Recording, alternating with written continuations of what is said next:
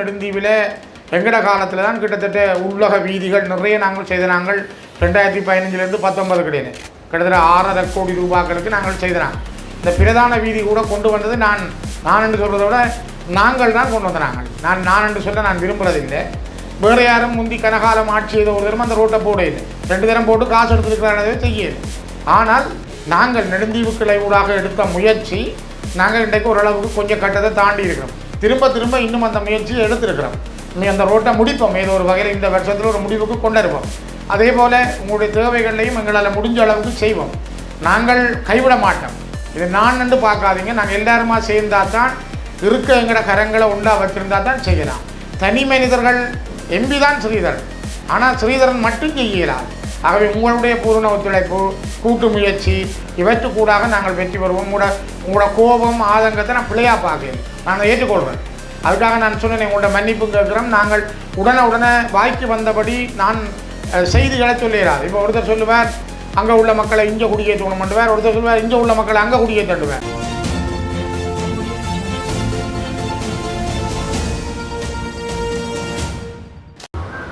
சில கேள்விகளை வைக்கபடியால் நான் அதுக்கு விடியளிக்கணும் தானே. பிறகு இவர் கேட்க நாங்கள் ஒன்று சொல்லாமல் போயிட்டு உங்களுடைய ஆதங்கம் கோபம் நான் அதை ஏற்றுக்கொள்கிறேன்.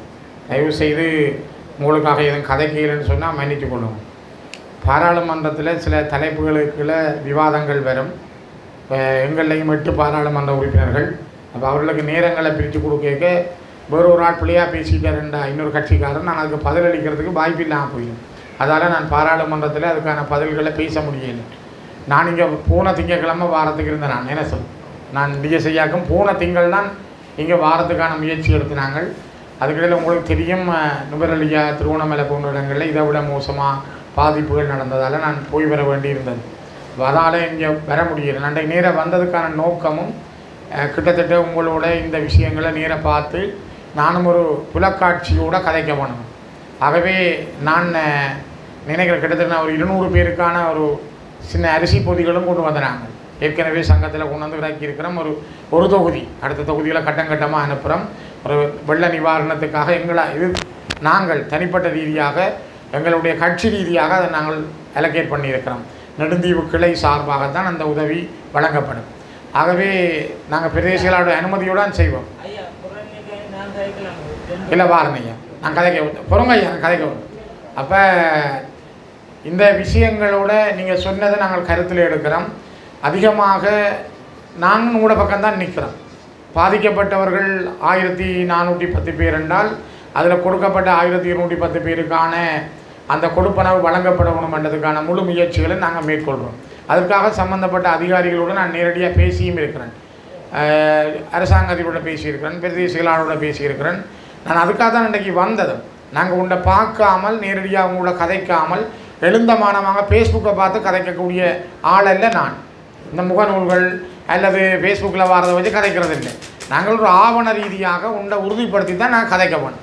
அவை நான் நாளைக்கு பிழையானது உண்டை கதைச்சி போட்டு வந்து நீங்கள் கோவப்படுறீங்கன்ட்டு நான் உங்களுக்கு சார்பாக கதைச்சிட்டு போகலாது. ஒன்று உங்களுக்கு நல்லா தெரியும், நெடுந்தீவில் எங்கட காலத்தில் தான் கிட்டத்தட்ட உள்ளக வீதிகள் நிறைய நாங்கள் செய்த நாங்கள் 2015 19 கிடையாது கிட்டத்தட்ட 6.5 கோடி ரூபாய்களுக்கு நாங்கள் செய்தாங்க. இந்த பிரதான வீதி கூட கொண்டு வந்தது நான் என்று சொல்கிறத விட நாங்கள் தான் கொண்டு வந்தாங்க. நான் என்று சொல்ல நான் விரும்புகிறதில்லை. வேறு யாரும் முந்தி கனகாலம் ஆட்சி செய்த ஒரு தரம் அந்த ரோட்டை போட இல்லை, 2 தரம் போட்டு காசு எடுத்துருக்கிறானவே செய்யலை. ஆனால் நாங்கள் நெடுந்தீவு கிளை ஊடாக எடுத்த முயற்சி நாங்கள் இன்றைக்கு ஓரளவுக்கு கொஞ்சம் கட்டத்தை தாண்டி இருக்கிறோம். திரும்ப இன்னும் அந்த முயற்சியை எடுத்திருக்கிறோம். நீ அந்த ரோட்டை முடிப்போம், ஏதோ ஒரு வகையில் இந்த வருஷத்தில் ஒரு முடிவுக்கு கொண்டிருப்போம். அதே போல் உங்களுடைய தேவைகளையும் எங்களால் முடிஞ்ச அளவுக்கு செய்வோம். நாங்கள் கைவிட மாட்டோம். இது நான் என்று பார்க்காதீங்க. நாங்கள் எல்லாருமா சேர்ந்தால் தான் இருக்க எங்களோட கரங்களை உண்டா வச்சுருந்தா தான் செய்யலாம். தனி மனிதர்கள் எம்பி தான் ஸ்ரீதரன், ஆனால் ஸ்ரீதரன் மட்டும் செய்யலாம். ஆகவே உங்களுடைய பூரண ஒத்துழைப்பு, கூட்டு முயற்சி இவற்றுக்கூடாக நாங்கள் வெற்றி பெறுவோம். உங்களோட கோபம் ஆதங்கத்தை நான் பிள்ளையாக பார்க்கிறேன், நான் ஏற்றுக்கொள்கிறேன். அதுக்காக நான் சொன்னேன், உங்களோட மன்னிப்பு கேட்குறோம். நாங்கள் உடனே வாய்க்கு வந்தபடி நான் செய்திகளை சொல்லிடாது. இப்போ ஒருத்தர் சொல்லுவார் அங்கே உள்ள மக்களை இங்கே குடியேற்றணும் பண்ணுவார், ஒருத்தர் சொல்லுவார் இங்கே உள்ள மக்களை அங்கே குடியேற்றுவார். இதெல்லாத்துக்கும் கேட்டு கதைக்கிறார். பிறகு பார்த்தா கொஞ்ச நாளாக வேறு ஒருத்தர் சொல்லுவார் அங்கேயே இருக்க இடம் இல்லை, அப்புறம் நீ இங்கே இருந்து கொண்டு போறியாண்டுவார். நாங்கள் கவனமாக நிதானமாக பொறுப்போடு கதைக்கணும். ஒரு இனத்தை பிரதிநிதித்துவப்படுத்துகின்ற கட்சி, ஒரு இனத்தை வழிநடத்துகின்ற கட்சியினுடைய பாராளுமன்ற குழுவின் தலைவர் நான். இப்போ நான் கதைக்கிற ஒவ்வொரு வார்த்தைகளும் மிக மிக கவனமாக ஒவ்வொருத்தராலையும் உன்னிப்பாக பார்க்கப்படும். இன்றைக்கு நான் நெடுந்தீவுக்கு வந்துட்டு போகிறேன்டா இதை ஊடகங்களுக்கு ஊடாக பல பேர் பார்ப்பார்கள், சில பேர் நேரடியாக பார்ப்பார்கள், எங்களோட வார்த்தைகள் என்ன சொன்னு பார்ப்பார்கள், எங்களோட செயல்பாடு என்னென்று பார்ப்பார்கள். இப்போ நாங்கள் மிக கவனமாகவும் நிதானத்தோடும் பொறுப்போடும் நடக்க வேணும். அந்த பொறுப்பும் கடமையும் உரிமையும் எங்களோட கட்சிக்கு உண்டு, எங்களுக்கு உண்டு. அதனால் நாங்கள் அதை மிக சிறப்பாக சீராக ஆற்றுவோம். அதற்காக உங்களோடு இருப்போம். உங்களுடைய ஆதங்கங்களை ஏற்றுக்கொண்டு அதற்கேற்ற வழியில் செயல்படுத்துவோம் என்ற நம்பிக்கையை நான் உங்களுக்கு தருகின்றேன். இந்த அணைக்கட்டு விஷயமும் நாங்கள் கவனத்தில் எடுத்திருக்கிறோம்.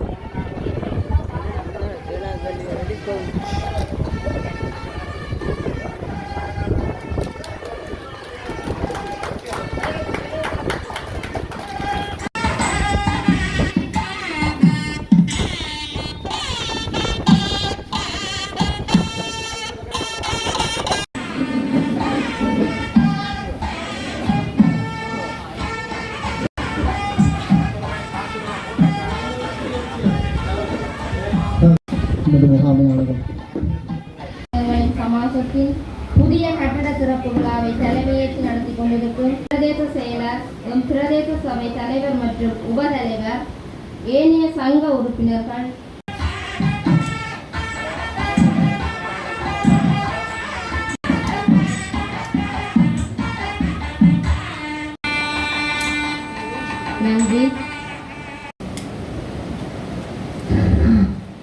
நன்றி.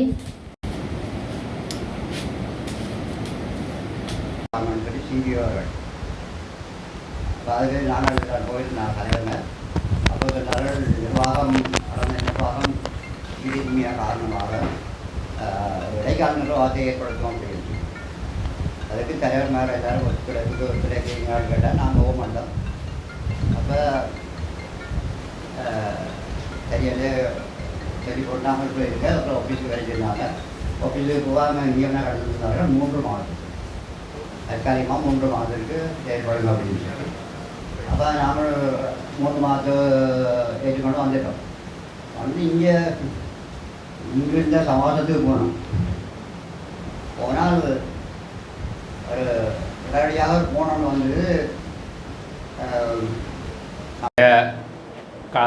எங்களுடைய நெடுந்தீவு பிரதேசத்துக்கான கடத்தொழிலாளர் சமாசத்தினுடைய கட்டிட திறப்பு விழாவினை தலைமையேற்று நடத்தி கொண்டிருக்கின்ற கடத்தொழிலாளர் சமாசத்தினுடைய தலைவர் அவர்களுக்கும் இன்றைய இந்த நிகழ்வுக்கு பிரதம விருந்தினராக வருகை தந்து நிகழ்வினை சிறப்பித்து கொண்டிருக்கின்ற எங்களுடைய கௌரவ பாராளுமன்ற உறுப்பினர் ஸ்ரீதரன் ஐயா அவர்களுக்கும் மற்றும் இந்த நிகழ்வுக்கு வருகை தந்திருக்கின்ற எங்களுடைய நெடுந்தீவு பிரதேச சபையினுடைய கௌரவ தவிசாளர் சத்தியவரதன் அவர்களுக்கும் மற்றும் பிரதேச சபையினுடைய கௌரவ உபதவிசாளர் அவர்களுக்கும் மற்றும் இந்நிகழ்வுக்கு வருகை தந்திருக்கின்ற கௌரவ உறுப்பினர்கள், எங்களுடைய கடத்தொழிலாளர் சங்கங்களுடைய தலைவர்கள், செயலாளர்கள், உறுப்பினர்கள் அனைவருக்கும் என்னுடைய வணக்கத்தை தெரிவித்து கொண்டு, நெடுந்தீவு பிரதேசத்தை பொறுத்தவரையில் பெருமளவான மக்கள் இந்த கடற்தொழிலை ஜீவனோபாயமாக கொண்டு வாழ்கின்ற மக்கள்.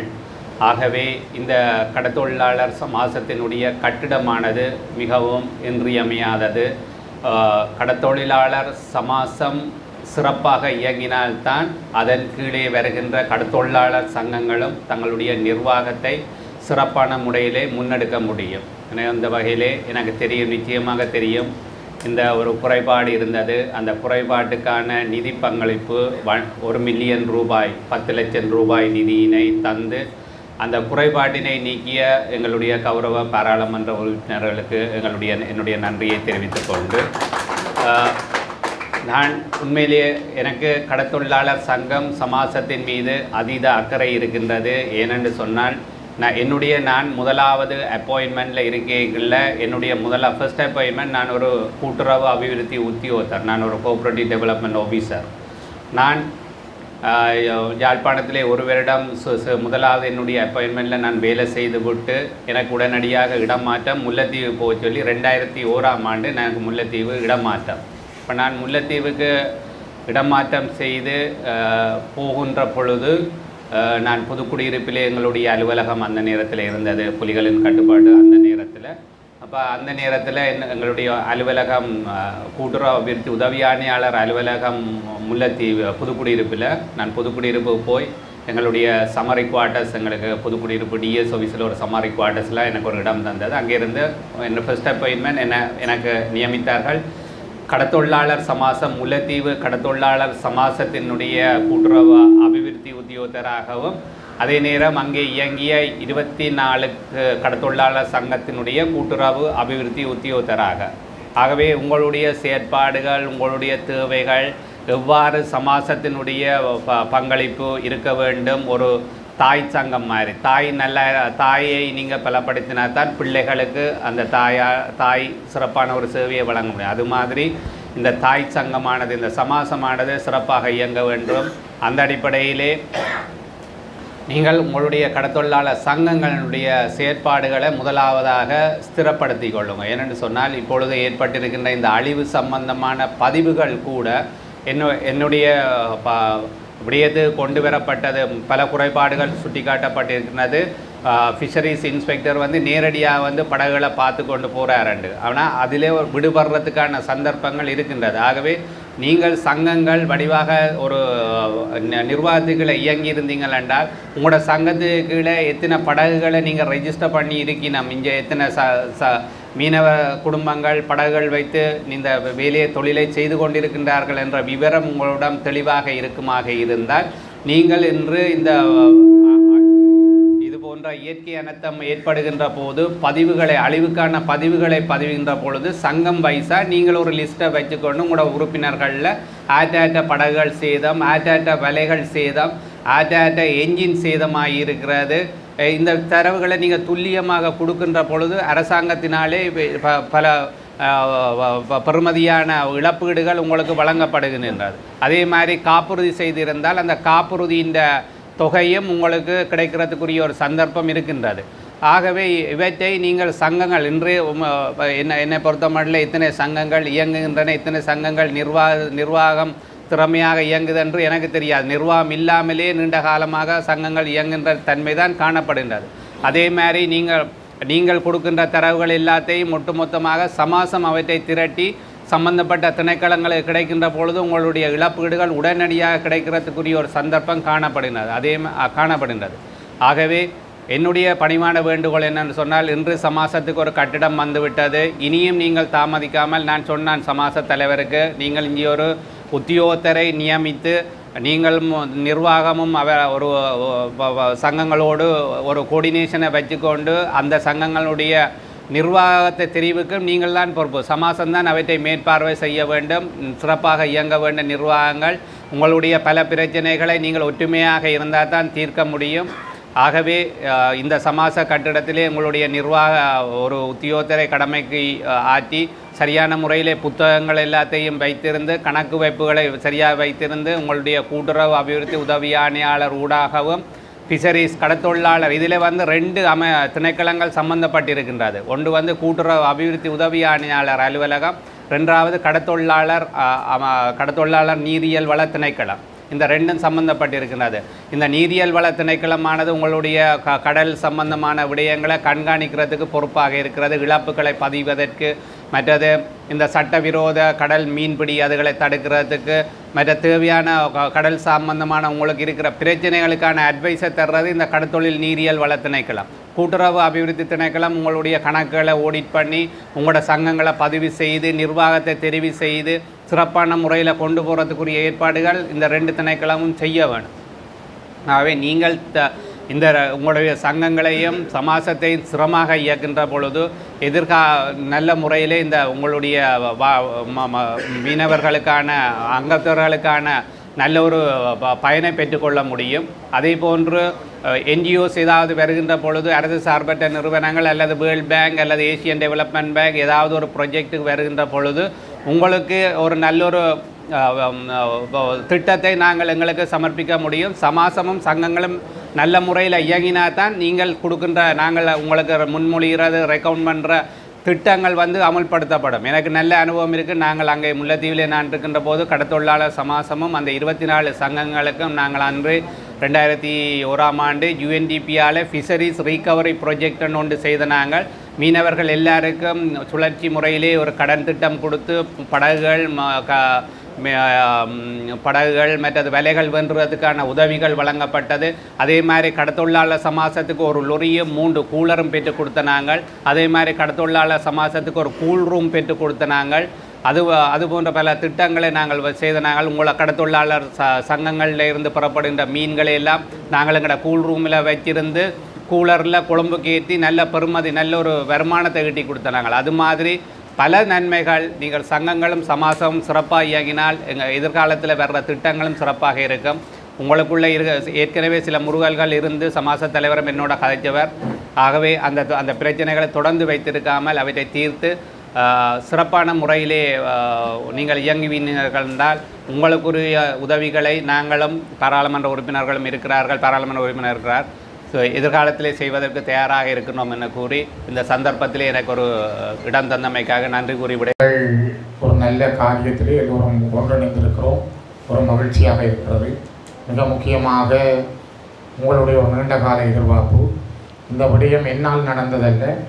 இன்னும் நாங்கள் முதல் எங்களுடைய தவிசாளர் சத்தியவர்தன் ஐயா அவரோடு பேசி நாங்கள் நெடுந்தீவு மகா வித்தியாலயத்தினுடைய ஒரு அவசர தேவையை பூர்த்தி செய்வதற்காக 1 மில்லியன் ரூபாவை இம்முறை யாழ்ப்பாண மாவட்டத்துக்கு எனக்கென ஒதுக்கப்பட்ட 9 மில்லியனில் 1 மில்லியனை நெடுந்தீவு மகா வித்தியாலயத்துக்கும் இன்னொரு மில்லியனை சங்கத்தினுடைய நெடுந்தீவு பல்நோக்கு சங்கத்தினுடைய வள்ளத்தை திருத்துவதற்காக 1 மில்லியனுமாக 2 மில்லியன் ரூபாய்களை நான் ஒதுக்கீடு செய்திருந்தேன். அவருடைய வேண்டுகோளுக்கிணங்க அவரும் ஏனைய உறுப்பினரோடு பேசி அதனை கோரிக்கையாக முன்வைத்திருந்தார். ஆனால் அதில் ஒரு பிரச்சனை வந்தது என்னென்றால் உற்பத்திகளை வெளிக்காட்ட வேண்டும் என்ற அடிப்படையில் அந்த பாடசாலைக்கான நிதியை பயன்படுத்த முடியாத ஒரு சட்ட பிரச்சனை இருந்தது.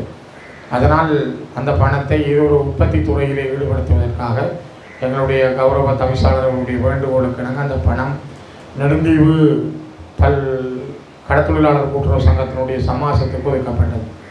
அப்பொழுது இருந்த பிரதேச செயலாளர் அவர்களும் இதற்கு பூரணமான ஒத்துழைப்பினை தந்திருந்தார். அவரும் அதனை முயற்சி செய்ய வேண்டும் என்ற ஒரு ஆர்வமோடு இருந்தார். இப்பொழுது வந்திருக்கின்ற எங்களுடைய பிரதேச செயலாளரும் செய்து முடிப்பதிலே உங்களோடு மிகப்பெரிய பங்காற்றியிருக்கிறார்.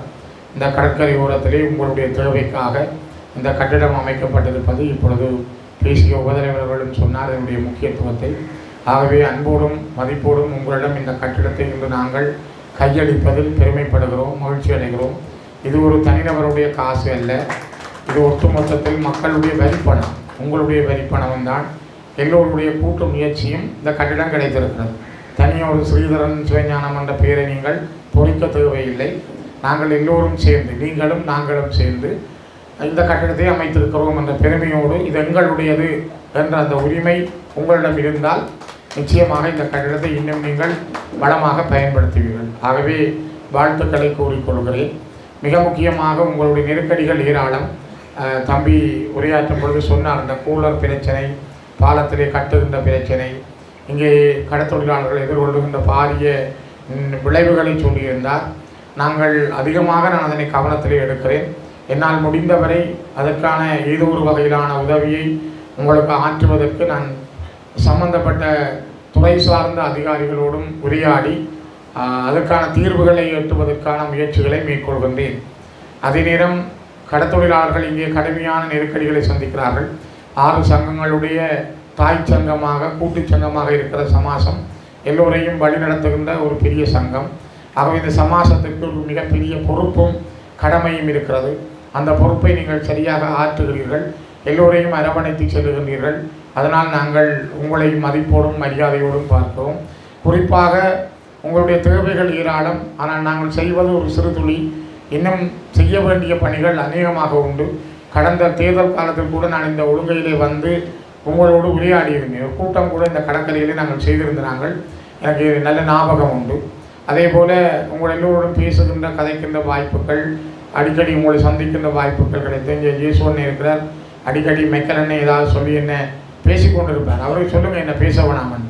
அவர் தான் அடிக்கடி ஏதாவது எடுத்து அந்த தேவை இந்த தேவை என்று ஏதாவது ஒன்றை சொல்லுவார். இப்போ அவர்கள் எல்லாருமே நீங்கள் சேர்ந்த முயற்சி தான் இது கிடைத்திருக்கிறது.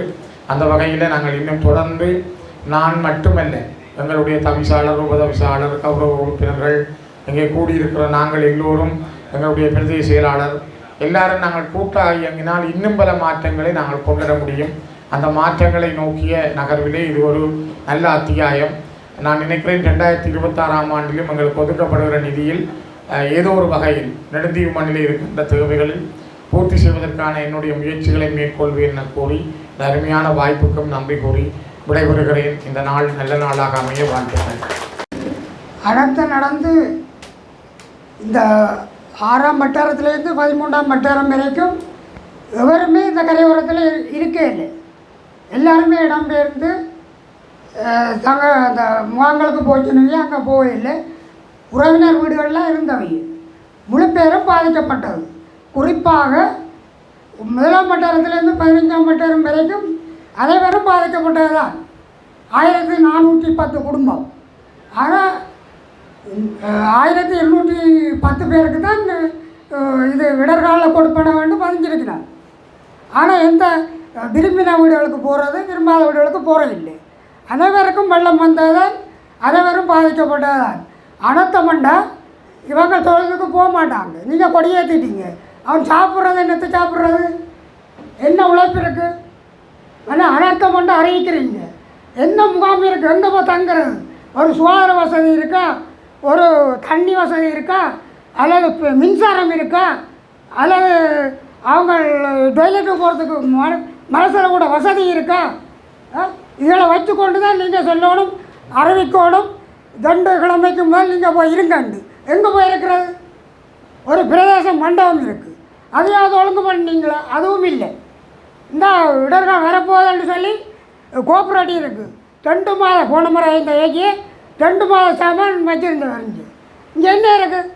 6 கடையை தனியார் கூட்டி விட்டால் இங்கே தினம் போண்ட வழி இல்லை, போக்குவரத்துண்டா வழி இல்லை. நீங்கள் கூட்டங்களை போட்டு எந்த பிரியோசனம்? இந்த லோஞ்சி ஓடாட்டி ஜனத்துக்கு எந்த வசதியும் இல்லை. புரிஞ்சோல் நடவுங்க. கொஞ்சம் பேருக்கு பதிகிறா, கொஞ்சம் பேருக்கு பதிகிற இல்லை. எல்லோரும் தான் அனர்த்தத்தால் பாதிக்கப்பட்டது. 1410 குடும்பம் பாதிக்கப்பட்டது தான். அவன் பார்லிமெண்ட்டில் அந்த மடையன் பேசுகிறான், நெடுந்தீவில் ஒருவருக்கும் பாதிக்கப்படலைன்ட்டு. இதே சிறுதேர் ஐயாவும் பார்லிமெண்ட்டில் எந்த வர்றான் கழிச்சு வர்ற ஒரு வார்த்தை, நெடுஞ்சி மக்களை போய் காய்ச்சி வர்றா இல்லை. அவருக்கு தெரியாது நெடுஞ்சி மக்களோட வாழ்க்கை நிலை தெரியாதா? என்ன பக்காத்து விட்றீங்க? நானே கூட என்னுடைய வீடு 3 நாளாக பாதிக்கப்பட்டு நான் தரப்பாலாட்டி தான் சீட்டு பறந்துட்டு. ஆராட்டி சொல்கிறது வந்து கேட்க படம் இருக்கான். நாங்கள் பாம்பா படம் எடுக்க படம் இல்லாத இந்த ஃபோன் இல்லாத என்ன செய்கிறது? இந்த டைப்பான் இல்லாதவன் என்ன செய்கிறது? மக்களோட கும்பலால் நீங்கள் கேட்குறீங்க. என்ன நடக்குதுங்க? இந்த தொழிலெல்லாம் அவ்வளோ அழிஞ்சு போகுது, இந்த ரோடு நாள் அழிஞ்சு போகுது. என்ன நடவடிக்கை எடுக்கிறீங்க? இதைத்தான் நான் சொல்ல வரேன். மக்களுக்குரிய இதெல்லாம் கொடுங்க. உலக நாடுகள் அள்ளி கொட்டுறாங்க, நீங்கள் மறைக்கிறீங்க. கொடுக்க சொல்லி தான் ஜனாதிபதி சொல்கிறேன். ஒரு குடும்பத்துக்கு 20,000 கொண்டா கூட ஏனப்பா மறக்கிறேன்? உங்கள் வீட்டு காசா? இங்கே இஎஸ் இருக்கா? வந்து விரும்பினாக்களை தான் பார்ப்பான். அதில் எந்த வீட்டுக்கு எல்லாத்தையும் பார்த்துட்டு அதில் டொலாட்டு வீடு, அதில் இவன் அப்பக்குள்ளே வீடு, இந்தால ஜெயம் வீடு, இந்தால வீடு. அது பார்க்கல. அவங்க வசதியான ஆக்கள் பாதிக்கப்படக்கூடாது. இந்த 3 நாளாக கடைக்கிழமைப்படுத்தினான். வந்து டீயாக சொல்கிறோம், நான் கேதாட்ட கடன் போட்டு சீட்டை போட்ட அப்புறம் சொல்கிறேன் உடனே சீட்டில் இருக்கு எங்கடா உடைஞ்சு டிஎன் வீட்டு திட்டம் வந்தவன் மதிப்பிடுறது எத்தனை நேரம் போனேன் வீட்டு இந்த விடிக்க போகுது வீட்டு திட்டம் தச்சு. இது என்னுடைய கருத்து. மக்களுக்குரிய உரிமையை கொடுங்க. நாங்கள் ஆதங்கங்களை மக்கள் சொல்லிக் கொண்டிருக்கிறார்கள். இந்த கடற்கரை சைட்டை பொறுத்த வரைக்கும் நானும் கடற்கரை விளையாடினேன். உயிரை கையில் வைத்து தான் நாங்கள் சூறாவளி காற்று வரும்போது நாங்கள் தவிக்கின்றோம். இதில் பழைய கதைகள் புதிய கதையை கதைச்சி இந்த பிரயோஜனம் இல்லை. எனக்கு இப்போது வயது 68 ஆச்சு. ஒவ்வொரு கூட்டங்கள்லேயும் ஒன்று கூடங்கள்லேயும் எடுத்தோன்னே கதைக்கிற கதை அணைக்கட்டு. இந்த அணைக்கட்டு மிக முக்கியமான சாமான். இந்த அணைக்கட்டு எங்களுக்கு இருக்குமா இருந்தால் எங்களோட அழிவுகளில் ஒரு 25% குறைஞ்சிருக்கும். காரணம் என்னென்னு சொன்னால் இருக்க முடியாத நிலை, இருக்க முடியாது. தயவுசெய்து நான் சொல்கிற கொஞ்சம் கேட்டுக்கொள்ளுங்கள். நீங்கள் எதுவும் செய்ய தேவையில்லை, எங்களுக்கு நிவாரணம் தர தேவையில்லை, காசும் தர தேவையில்லை, எதுவுமே செய்ய தேவையில்லை. இந்த அணைக்கட்டு ஒன்றை மட்டும் நீங்கள் மீண்டும் முயற்சி எடுத்து அணைக்கட்டு ஒன்றை எங்கள் தீவுக்கு தருவீர்கள் என்றால் எங்கள் தீவை பாதுகாக்கலாம். முன்பு எனது கடற்கரையில் 15 அடி தூரத்தில் பூரசு இருந்தது, எல்லை இருந்தது. பிறகு நாங்கள் எல்லை துவக்கி பிறகு 15 அடி பின்னுக்கு வச்சோம். இப்போ இன்று வந்த புயல் எனது வீட்டு படிக்க வந்துட்டு. நாங்கள் தீவை பாதுகாத்தால் எங்கள் மக்களை பாதுகாக்கலாம். இப்போ இந்த எத்தனையோ ஒதுங்குறைப்பு கூட்டங்கள் எல்லாம் இந்த அணைக்கட்டு வந்து வந்து வந்து வந்து தேவையில்லாத கதைகளால் அடிபட்டு அல்லப்பட்டு போயிட்டு சேருக்கு தெரியும். அணைக்கட்டு விவரம் சேருக்கும் முழுக்காக தெரியும். நீங்கள் எந்த இது செய்யாட்டியும் பரவாயில்ல சார், தயவு செய்து நெடுந்தீவுக்கு அணைக்கட்டு போட்டால் மக்களை பாதுகாக்கலாம், நெடுந்தீவை பாதுகாக்கலாம், எங்கள் உயிர்களையும் பாதுகாக்கலாம் என கூறி விடைபெறும். நன்றி.